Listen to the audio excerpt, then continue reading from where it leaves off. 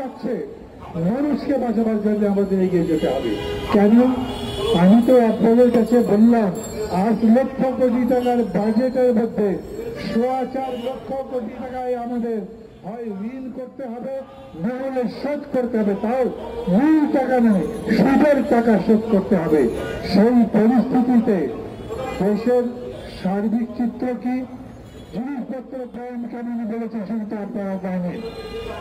জিনিসপত্রের দাম বাড়ছে যে সেটা সরকার স্বীকারও করে না, তবে কিছু কিছু দাম বেড়েছে, এইটা কমাবার ব্যবস্থা করা হবে। কিন্তু কোন দাম কমাতে পারে নাই। কোন দাম কমেছে? বাজারে যান, বিদ্যুতের দাম কমেছে, কমে নাই। বিদ্যুৎ মানে একটা চুরি আর লুটের কারখানা।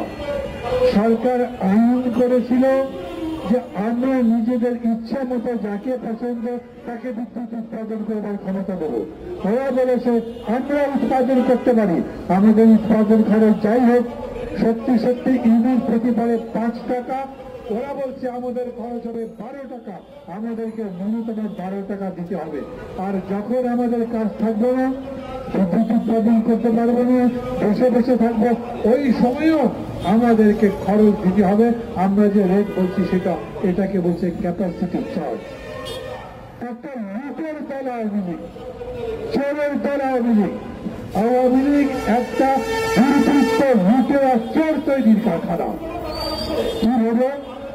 এই যে দেখছেন, এই যেভাবে দেখলেন আজিজ এবং বেনজিরের কাণ্ড, এটা কারা তৈরি করবে? আমার খুবই দুঃখ লাগে।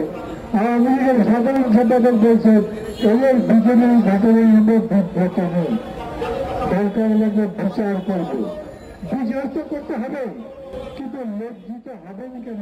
লজ্জা থাকলেই তো আপনাদের। নইলে বেনজিরকে, আজিজকে এই জায়গায় বেগম জিয়া নিয়ে আসেন, এদেরকে পোস্টিং বেগম জিয়া দেন নাই। এরা যেইভাবে একের পর এক চুরি করেছে, লুট করেছে, ডাকাতি করেছে, এই যে প্রধান হিসেবে তার ভাইগুলোকে একের পর এক জেল থেকে মুক্ত করেছে, যাদের নামে ফাঁসির আদেশ ছিল, যাদের নামে খুনের অভিযোগ ছিল, বিচার করবে ফাঁসি দিয়েছে, তাদেরকে ছেড়ে দিয়েছে। আমেরিকার যুক্তরাষ্ট্র খুব হিসাব করেই তার নামে এই ধরনের নিষেধাজ্ঞা দিয়েছে। ওরা চায় না এইরকম পচা মানুষ আমেরিকাতে ঢুকুক, অতএব তাকে বন্ধ করা হয়েছে।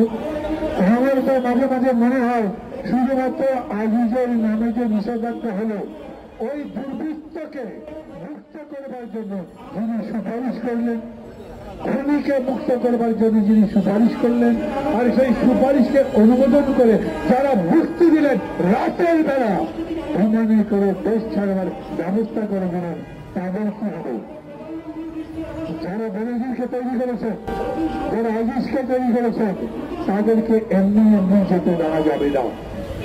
আমরা জানি এরা কত টাকার মালিক, বেনজির কত টাকার মালিক। দেশের মধ্যেই, ঢাকার মধ্যেই আগে তো সরকারের নির্দেশে কোর্ট বলেছিল তার ব্যাপারে কোনো তদন্ত করা যাবে না। এবার আমেরিকার যুক্তরাষ্ট্রের পক্ষ থেকে যখন নিষেধাজ্ঞা আসলো, তদন্ত শুরু হলো। 2 দিনের মধ্যে দেখা গেল ঢাকা শহরেই তাদের 342 বিঘা জমি আছে।